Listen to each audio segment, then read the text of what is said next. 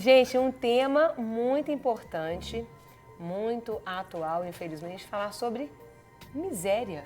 Não é isso mesmo, pastores? Isso mesmo. Qual o nosso texto base? Vamos lá, né? Hoje nós temos Marcos 6, de 34 a 37, Certo. que fala assim. Vamos lá no...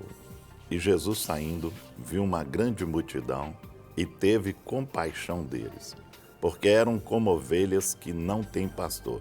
E começou a ensinar-lhe muitas coisas. Como o dia fosse já muito adiantado, os seus discípulos se aproximaram dele e lhe disseram: o lugar é deserto e o dia já está muito adiantado. Despede-os para que vão aos lugares e aldeias circunvizinhas e comprem para nós pão para si, porque não têm que comer. Ele, porém, respondendo, lhe disse: dai-lhe vós de comer. E eles disseram: iremos nós e compraremos 200 dinheiros de pão para lhe darmos de comer. E lhe diz: quantos pães tende? Ide, vês. E sabendo eles, disseram: 5 pães e 2 peixes. E ordenou-lhes que fizesse assentar a todos em rancho e sobre erva verde. E assentaram-se repartido de 100 em 100 e de 50 em 50. Então foram distribuídos os pães e os peixes. Não é? Ali ele estava pregando no monte e ele encontrou o pessoal ali. Ninguém, né, não tinha levado comida nem nada, apenas um menino levando uns peixes e pães, aonde ele distribuiu isso. O que nós queremos colocar sobre isso? Que aonde Jesus está, não tem miséria. Ele é o pão da vida, tanto espiritual como material. Então, né, nós queremos trabalhar aqui, o que nós vamos trabalhar durante a semana, é sobre esse espírito de miséria que entra na vida das pessoas.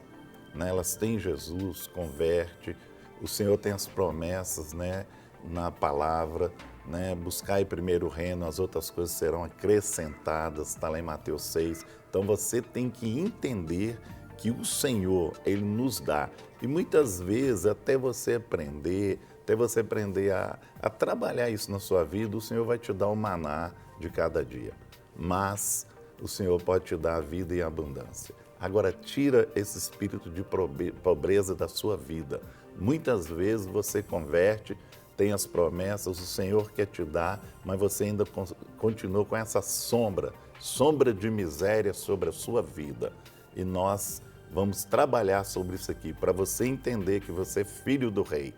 Você é filho do soberano, do dono de todas as coisas. E o pão não vai faltar na sua casa, em nome de Jesus. Amém.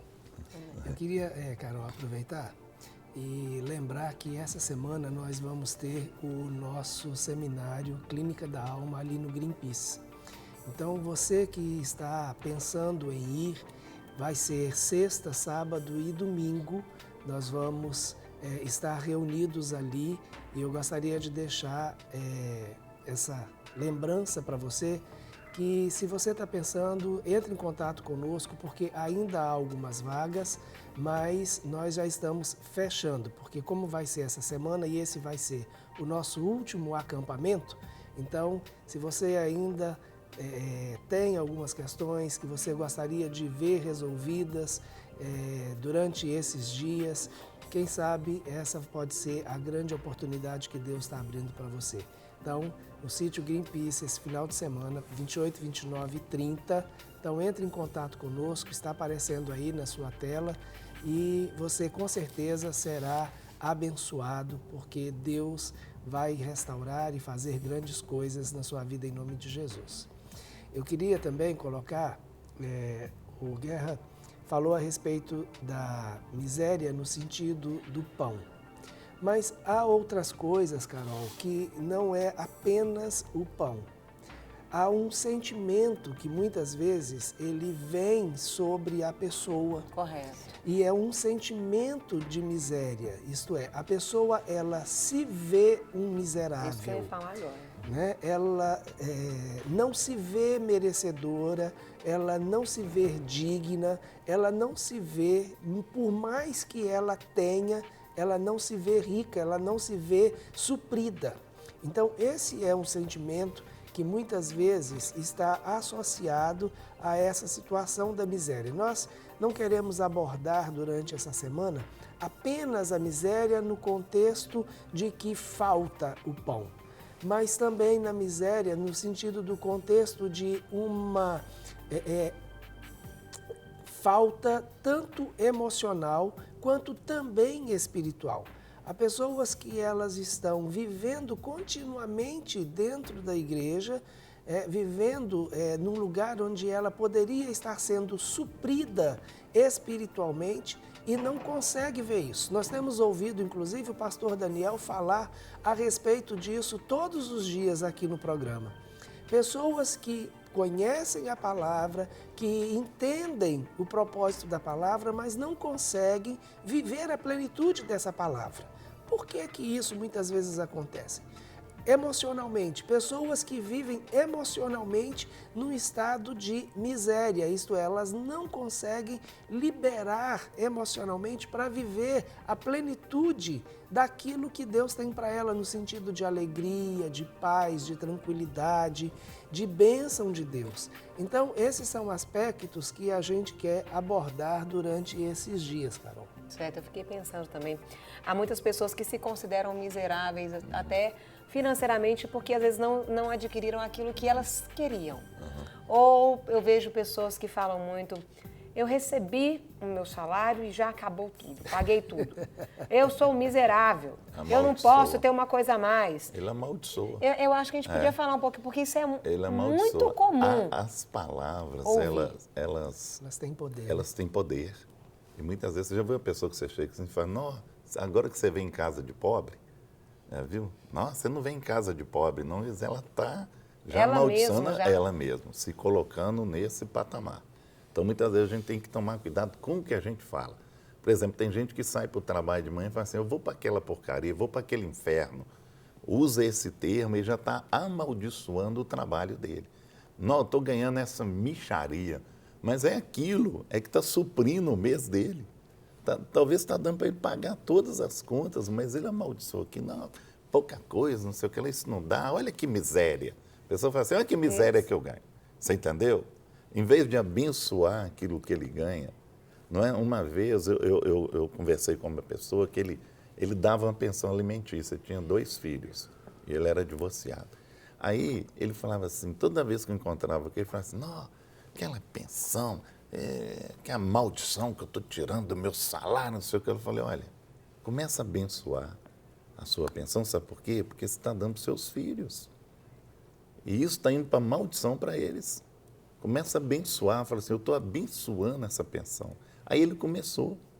E todo mês ele tinha problema para dar essa pensão, encontrava dificuldade. Quando ele começou a orar e abençoar, ela começou a diminuir para ele num sentido assim, até psicológico.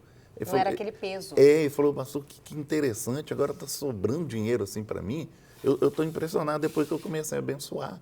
Então as pessoas não abençoam, a gente tem que abençoar.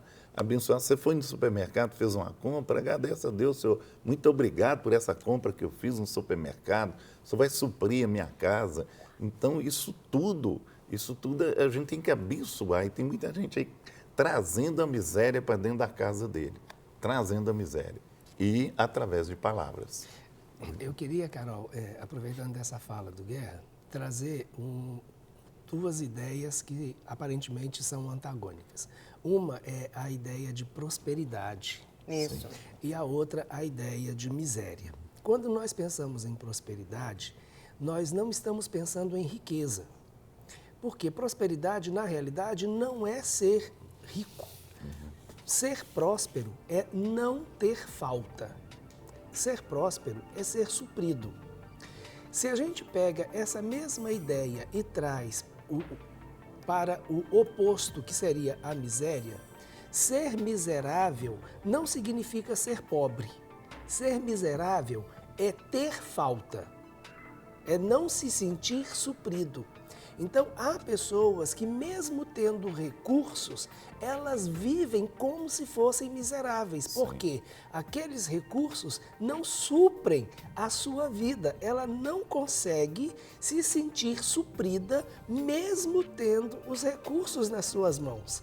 Aí, esse é realmente miserável. Ele vive uma vida miserável, uma vida onde ele sempre está olhando a falta, sempre está tendo a vida gerada na direção da escassez. Então, ele sempre vê o pouco, ele sempre vê a falta e, por isso, ele não se sente suprido, diferente do próspero. Então, eu tenho, por exemplo, uma história familiar muito interessante e diversificada, mas a minha bisavó, ela era uma mulher que vivia com uma pensão que ela recebia do marido e muito pequena. Além dessa pensão, ela ainda cuidava de uma filha excepcional. Mas a minha bisavó era uma mulher próspera. Amém. Eu nunca fui na casa da minha bisavó e saí de lá de mãos vazias. Era engraçado que a minha bisavó, ela conseguia fazer um doce de 2 carambolas e desse doce ela conseguia ainda repartir para um punhado de gente. Tinha dia que ela não tinha nada para nos dar, mas ela pegava um ovo e colocava na minha mão. E eu saía dali com um ovo na mão. Então, ela era uma pessoa que ela não tinha falta de nada. Ela era uma pessoa próspera. Então, esse é o oposto da miséria. A miséria é aquele que mesmo tem, ele não aquilo que ele tem não supre a vida dele e nem serve para abençoar aqueles que estão ao redor. Porque aquela história, quanto mais tem, mais quer, porque tudo que eu tenho ainda é pouco. Aí nós temos um contexto que é exatamente o oposto daquilo que Jesus Cristo... E o próximo, nesse caso, fica meio distante. Né? Fica. E a gente está acabando o nosso bloco, mas eu queria que vocês deixassem uma frase aí para as pessoas, não uma fala, né? Porque nós vamos estar trabalhando a semana inteira, sim. mas para a gente encerrar, o que o senhor deixa para o nosso telespectador, pastor? Buscar em primeiro o reino de Deus, as outras coisas serão acrescentadas. Crê nisso. Amém. E o amanhã pertence a Deus, né? Já basta o mal de cada dia, né? Pastor Rogerinho. O Senhor, ele tem um compromisso com as suas necessidades. Então, lance fora toda a ansiedade e crê que Deus pode te suprir. Conforme o salmista diz, não viu o justo, nem o filho do justo, desamparado e mendigar o pão. Essa é uma promessa linda do Senhor para você. Glória a Deus. Obrigada, pastor Guerra, obrigada, pastor Rogério. De nada, Deus Carol. abençoe. Deus abençoe a sua vida e receba o melhor de Deus. Você tem tudo aquilo que você precisa. Deus é com você.